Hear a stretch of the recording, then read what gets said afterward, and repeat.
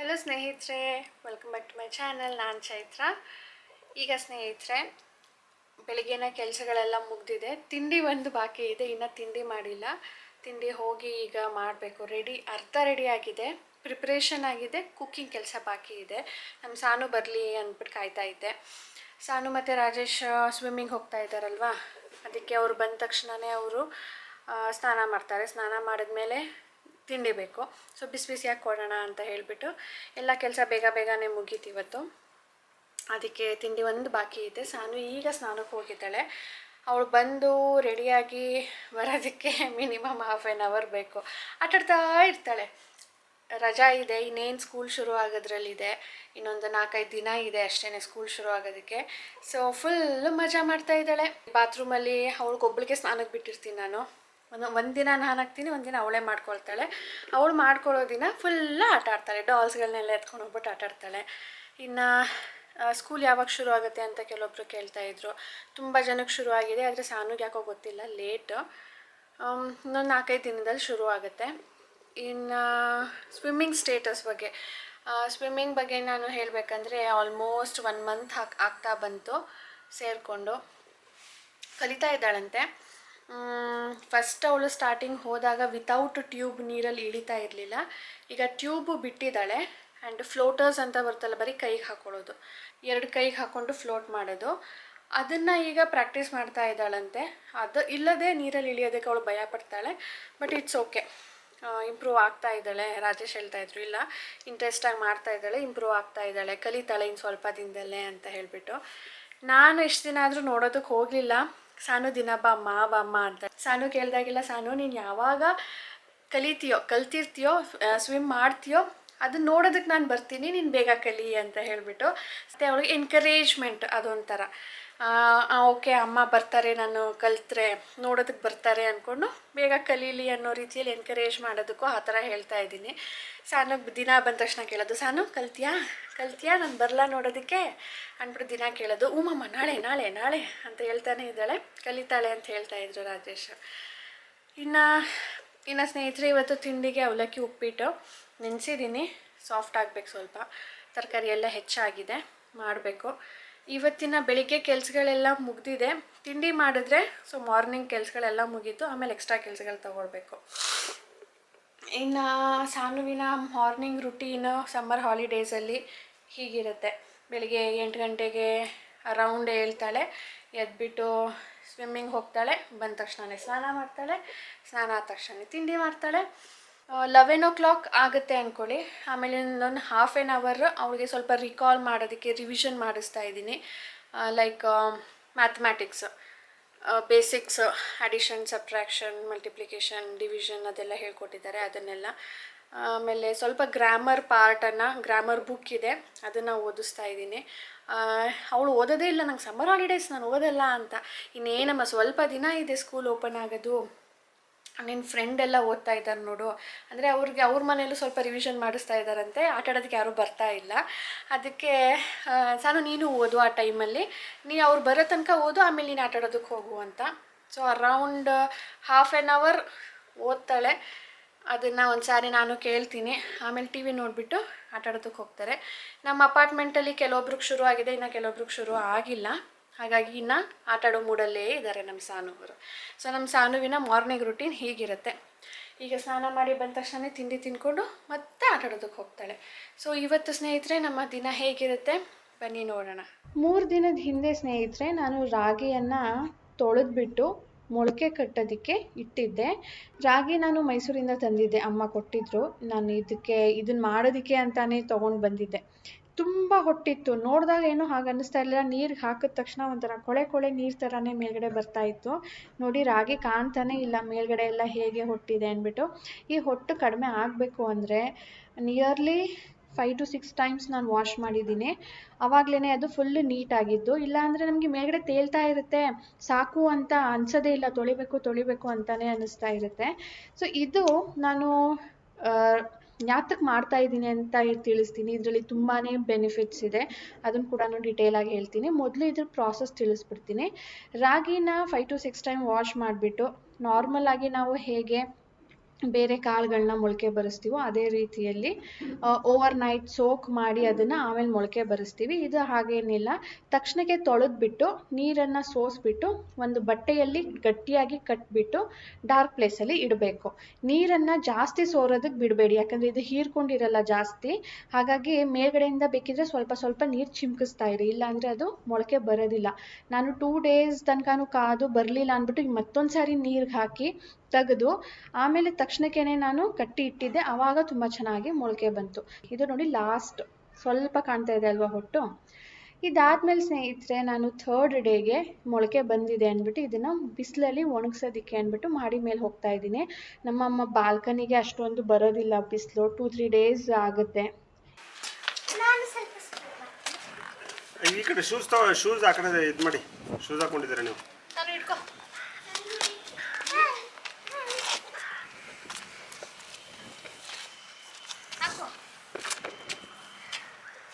ಗಾಳಿ ಹಂಗೆ ಹಿಡ್ಕೊಪುಟ್ಟ, ಹಂಗೆ ಹಿಡ್ಕೊ. ಸಮ್ಮರ್ಗೆ ತುಂಬ ಬೇಗ ಡ್ರೈ ಆಗಿಬಿಡುತ್ತೆ. ಮೇಲ್ಗಡೆಯಿಂದ ನೀರನ್ನು ಚಿಮುಕಿಸ್ತಾ ಇರಬೇಕು ನಾವು ಕಟ್ಟಿ ಇಟ್ಟ ಮೇಲೆ ಕೂಡ. ಮೇಲ್ಗಡೆ ಅಷ್ಟೊಂದಾಗಿ ಬಂದಿಲ್ಲ, ನೋಡ್ಬೋದು ನೀವು, ರಾಗಿ ರಾಗಿ ಥರನೇ ಇದೆ. ಬಟ್ ಕೆಳಗಡೆ ಮಾಯಿಶ್ಚರ್ ಇರುತ್ತಲ್ಲ, ಅಲ್ಲಿ ತುಂಬ ಚೆನ್ನಾಗಿ ಬಂದಿತ್ತು. ಸೂಪರಾಗಿ ಬಂದಿದೆ ಅಲ್ಲ. ಹೊರಗಡೆ ಕಾಣಿಸ್ತಾ ಇರಲಿಲ್ಲ, ಒಳಗಡೆ ನೋಡು, ಅಲ್ಲಿ ಮಾಯಿಶ್ಚರ್ ಇತ್ತಲ್ಲ ಅದಕ್ಕೆ. ಮೇಲ್ಗಡೆ ಇಲ್ಲ. ಏನಮ್ಮ ಇದು ವೈಟ್ ವೈಟು? ಸ್ಪ್ರೌಟ್ಸ್ ಪುಟ್ಟ. ನಾನು ಸ್ಪ್ರೆಡ್ ಮಾಡ್ತೀನಿ. ಈಗ ರಾಗಿ ಮೊಳಕೆ ಬಂದು ಅದನ್ನು ಪೌಡ್ರ್ ಮಾಡಿ ಯೂಸ್ ಮಾಡೋದ್ರಿಂದ ಏನೆಲ್ಲ ಬೆನಿಫಿಟ್ಸ್ ಇದೆ ಅಂದರೆ, ragi is one of calcium rich food.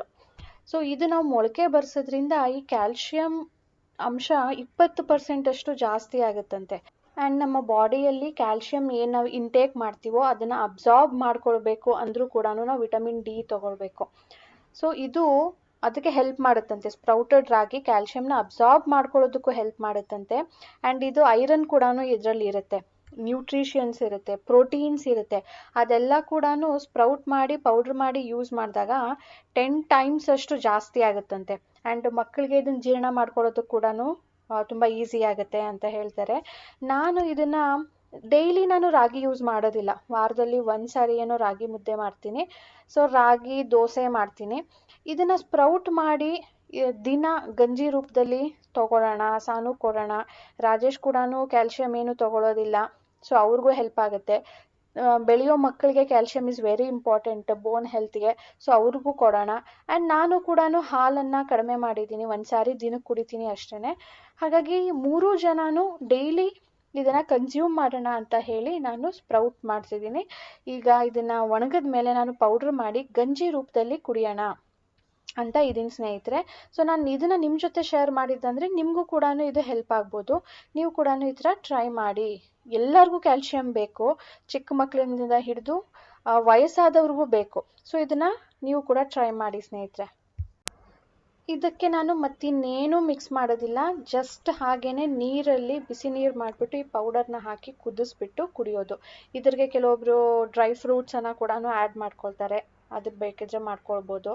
And ಇನ್ನು ಕೆಲವೊಬ್ಬರು ಮೊಸರನ್ನು ಇದಕ್ಕೆ ಮೊಸರು ಅಥವಾ ಮಜ್ಜಿಗೆನ ಮಿಕ್ಸ್ ಮಾಡಿಬಿಟ್ಟು ಕುಡಿತಾರೆ, ಯಾಕಂದರೆ ಅದು ಕೂಡ ತಂಪು ಅಂತ ಹೇಳಿಬಿಟ್ಟು. ಯಾವ ರೀತಿಯಲ್ಲಾದರೂ ಕನ್ಸ್ಯೂಮ್ ಮಾಡ್ಬೋದು. ಒಟ್ಟಿನಲ್ಲಿ ರಾಗಿ ನಮಗೆ ತುಂಬಾ ಬೆನಿಫಿಷಿಯಲ್. ಮೇಲ್ಗಡೆ ತುಂಬ ಗಾಳಿ ಇತ್ತು, ಧೂಳು ಬೀಳುತ್ತೆ ಅಂತ ಹೇಳಿಬಿಟ್ಟು ಅದ್ರ ಮೇಲೆ ಮತ್ತೊಂದು ವೇಲನ್ನು ಮುಚ್ತಾ ಇದ್ದೀನಿ. ಮೇಲ್ಗಡೆ ಹಾಕೋದ್ರಿಂದ ತುಂಬ ಬೇಗ ಒಣಗುತ್ತೆ. ನಮ್ಮ ಮನೆ ಬಾಲ್ಕನಿಯಲ್ಲಾದರೆ 2-3 days ಆಗುತ್ತೆ ಅಂದ್ಬಿಟ್ಟು ಮೇಲ್ಗಡೆ ಹಾಕ್ತಾ ಇದ್ದೀನಿ. ಈಗ ಸ್ನೇಹಿತರೆ ನನ್ನ ಹತ್ರ ಕೆಲವೊಂದು ಪ್ರಾಡಕ್ಟ್ಸ್ ಇದೆ, ಅದನ್ನು ನಾನು ನಿಮಗೆ ಕೊಡ್ತೀನಿ, ಆದರೆ ನೀವು ಅದಕ್ಕೆ ಪೇ ಮಾಡಬೇಕಾಗುತ್ತೆ. ಇದರ ಪ್ರೊಸೀಜರ್ ಇಷ್ಟೇ. ಇದ್ರದ್ದು ಮೊದಲು ಪ್ರಾಬ್ಲಮ್ ಹೇಳ್ಬಿಡ್ತೀನಿ ನನಗೆ ಏನಾಗುತ್ತೆ ಅಂತ.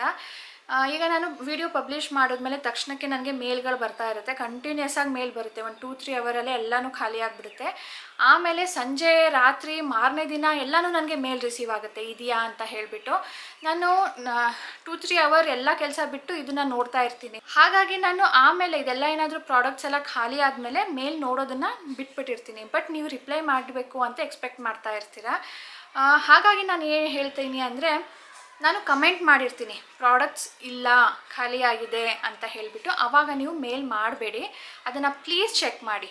ಕೆಳಗಡೆ ನಾನು ಕಮೆಂಟನ್ನು ಮಾಡಿ ಪಿನ್ ಮಾಡಿರ್ತೀನಿ. ಪಿನ್ ಮಾಡಿಲ್ಲ ಅಂದಾಗ ಮಾತ್ರನೇ ನೀವು ನನಗೆ ಮೇಲ್ ಮಾಡಬೇಕು. ಅದು ಕಮೆಂಟ್ ಮಾಡಿದರೆ ಖಾಲಿಯಾಗಿರುತ್ತೆ. ಸೊ ನೀವು ಮೇಲ್ ಮಾಡಿ ಕೂಡ ಪ್ರಯೋಜನ ಆಗಿರೋದಿಲ್ಲ. ಓಕೆ, ನನ್ನ ಹತ್ರ ಏನು ಪ್ರಾಡಕ್ಟ್ಸ್ ಇದೆಯೋ ಅದನ್ನು ನಿಮಗೆ ತೋರಿಸ್ತಾ ಇದ್ದೀನಿ ನೋಡಿ. ಇದರಲ್ಲಿ ನಿಮಗೆ ಯಾವ್ದು ಸೂಟ್ ಆಗುತ್ತೋ ಯಾವ್ದು ಬೇಕೋ ನೀವು ನನಗೆ ಅದನ್ನು ಹೆಸರು ಹಾಕಿಬಿಟ್ಟು ಮೇಲ್ ಮಾಡ್ಬೋದು. ಮೇಲ್ ಐ ಡಿ ಡಿಸ್ಕ್ರಿಪ್ಷನ್ ಬಾಕ್ಸಲ್ಲಿರುತ್ತೆ. ನೀವು ಮೇಲ್ ಮಾಡಿದ್ಮೇಲೆ ಅದು ಪ್ರಾಡಕ್ಟ್ ಇದೆ ಅನ್ನೋ ಹಾಗಿದ್ರೆ ನಾನು ರಿಪ್ಲೈ ಮಾಡ್ತೀನಿ, ಇಲ್ಲಾಂದರೆ ಮಾಡೋದಿಲ್ಲ. ರಿಪ್ಲೈ ಮಾಡಿದ್ಮೇಲೆ ನಾನು ನಿಮಗೊಂದು UPI ID ಕೊಡ್ತೀನಿ. ಆ UPI IDಗೆ ನೀವು ನನಗೆ 55 ರುಪೀಸ್ನ ಪೇ ಮಾಡಬೇಕಾಗತ್ತೆ. ಲಾಸ್ಟ್ ಟೈಮ್ ನಾನು ಕೊರಿಯರ್ ಆಫೀಸ್ಗೆ ಹೋದಾಗ ಗೊತ್ತಾಯಿತು ಜಾಸ್ತಿ ಆಗಿದೆ ಅಂತ ಹೇಳಿ. ಸೊ 5 ರುಪೀಸ್ ಜಾಸ್ತಿ ಆಗಿತ್ತು. ನಾನು ಕೂಡ 5 ರುಪೀಸ್ನೇ ಜಾಸ್ತಿ ನಿಮ್ಮ ಹತ್ರ ಕಲೆಕ್ಟ್ ಮಾಡ್ತಾ ಇದ್ದೀನಿ. ಇದು ಬರೀ ಕೊರಿಯರ್ ಚಾರ್ಜಸ್ಸು, ಪ್ರಾಡಕ್ಟ್ ಚಾರ್ಜಸ್ ಅಲ್ಲ. ನನಗಿದು ಲಾಂಗ್ ಬ್ಯಾಕ್ ರಿಸೀವ್ ಆಗಿತ್ತು. ನನ್ನ ಹತ್ರ ಏನು ಎಕ್ಸಸ್ ಇದೆಯೋ ಅದನ್ನು ನಾನು ನಿಮಗೆ ಕೊಡ್ತಾ ಇದ್ದೀನಿ. ಸೊ ನಿಮ್ಗೆ ಯಾವ್ದು ಬೇಕು ಅಂತ ಮೇಲ್ ಮಾಡಿ, ಆಮೇಲೆ ನೀವು ಪೇ ಮಾಡಿದ ಮೇಲೆ ಸ್ಕ್ರೀನ್ಶಾಟ್ನ ಕಳಿಸಿ ನಾನು ಅದನ್ನು ನಿಮಗೆ ಅಂತ ಎತ್ತಿರ್ತೀನಿ. 1 ವೀಕ್ ಆರ್ 10 ಡೇಸ್ ಒಳಗಡೆ ನಾನು ಅದನ್ನು ಕೊರಿಯರ್ ಮಾಡೋದಕ್ಕೆ ಟ್ರೈ ಮಾಡ್ತೀನಿ. ಆ್ಯಕ್ಚುಲಿ ತುಂಬಾ ಬ್ಯುಸಿ ಇದ್ದೀನಿ, ಬಟ್ ಆ ಪ್ರಾಡಕ್ಟ್ ವೇಸ್ಟ್ ಆಗಬಾರ್ದು ಅಂತ ಹೇಳಿ ನಾನು ಸ್ವಲ್ಪ ಟೈಮ್ ತೆಗೆದುಕೊಂಡು ನಿಮಗೋಸ್ಕರ ಅದನ್ನು ಕೊರಿಯರ್ ಕೂಡ ಮಾಡ್ತೀನಿ. ಸಂಜೆ 5 ಗಂಟೆ ಆಗಿತ್ತು ಸ್ನೇಹಿತರೆ. ನಾವು ಸಾನುವಿನ ಯೂನಿಫಾರ್ಮ್ ತೊಗೊಳೋದಕ್ಕೆ ಅಂದ್ಬಿಟ್ಟು ಸ್ಕೂಲಿಂದ ಒಂದು ಅಡ್ರೆಸ್ ಹೇಳಿದರು. ಅದು ರಾಜಾಜಿನಗರದಲ್ಲಿತ್ತು. ಸೊ ಅಲ್ಲಿಗೆ ಬಂದಿದ್ದೀವಿ ನಾವೀಗ. ನಾವು ಸಾನು ಯೂನಿಫಾರ್ಮ್ ತೊಗೊಳೋದಕ್ಕೆ ಎಷ್ಟು ದೂರ ಬಂದಿದ್ದೀವಿ ಹುಡ್ಕೊಂಡು, GPS ಹಾಕ್ಕೊಂಡು. ಒಳ್ಳೆ ಸ್ಕೂಲ್ಗಳದ್ದು ಕತೆಗಳು ನೋಡ್ರಿ ಇವ್ರದ್ದು. ಸ್ಕೂಲ್ ಇರೋದೆಲ್ಲೋ, ಇವ್ರ ಅಡ್ರೆಸ್ ಕೊಡೋದೆಲ್ಲೋ. ಅದೇ ಸ್ಕೂಲಲ್ಲಿ ಕೊಡೋಕ್ಕಾಗೋದಿಲ್ವಾ? ಎಲ್ಲಿಂದನೂ ಎಲ್ಲಿಗೋ ಬರಬೇಕು. ಅದೇ ಮಗಳೇ ನಾನು ಬೈತಾ ಇರೋದು. ಸ್ಕೂಲಲ್ಲಿ ಕೊಟ್ಟಿದ್ರೆ ಆಗ್ತಿರ್ಲಿಲ್ವಾ? ಎಲ್ಲೆಲ್ಲೋ ಹುಡ್ಕೊಂಡು ಬರಬೇಕು.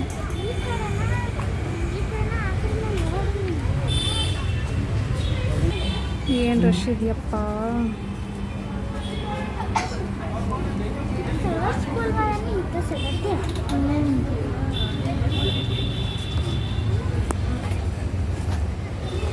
ಇಲ್ಲಿ ಬಂದು ಜಸ್ಟ್ ಸೈಜ್ ಕೊಟ್ಬಿಟ್ಟು ಹೋಗ್ತಾ ಇದ್ದೀವಿ ಅಷ್ಟೇ. ಏನೋ ಯೂನಿಫಾರ್ಮ್ ಏನೂ ಸಿಗಲಿಲ್ಲ.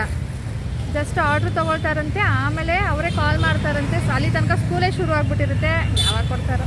ನಮ್ಮ ಸಾನು ಅವ್ರು ಕಲರ್ ಡ್ರೆಸ್ ಹಾಕೊಂಡು ಸ್ಕೂಲ್ಗೆ ಹೋಗೋದು. ಅಮ್ಮ ಅವರೇ ಪ್ಯಾಕ್ ಕೊಡ್ತಾರಾ ಇಲ್ಲ ನಾವೇ ತಗೊಳ್ಬೇಕಾ? ಅದು ಸ್ಕೂಲ್ಗೆ ಹೋದಾಗ ಗೊತ್ತಾಗುತ್ತೆ. ನನಗೂ ಗೊತ್ತಿಲ್ಲ. ಈಗನೇ ಗೊತ್ತಾಗಬೇಕು.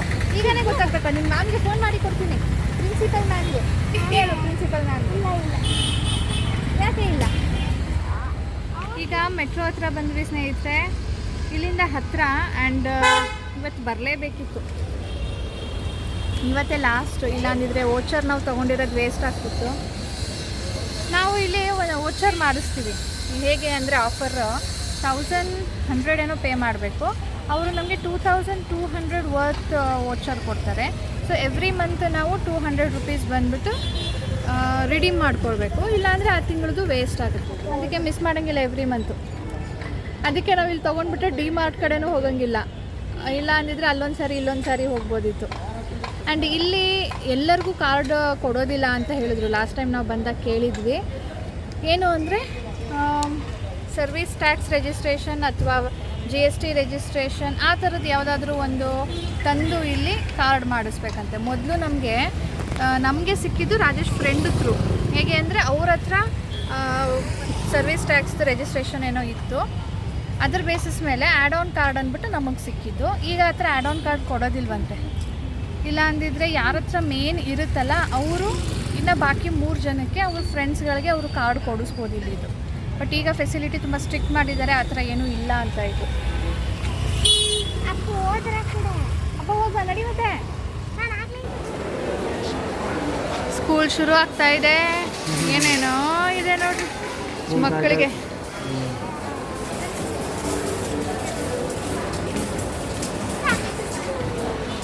ಸಾನು ಅಂತೂ ಸ್ಕೂಲ್ಗೆ ಹೋಗೋದಕ್ಕೆ ಫುಲ್ ಎಕ್ಸೈಟ್. ನನ್ನ ಫ್ರೆಂಡ್ಸ್ನ ಮೀಟ್ ಆಗ್ಬೋದು ಅಂತ.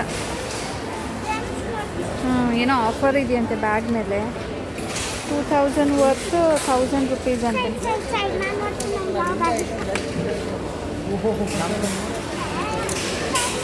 ಯಾವುದೂ ಇಲ್ಲ ಅಲ್ವಾ?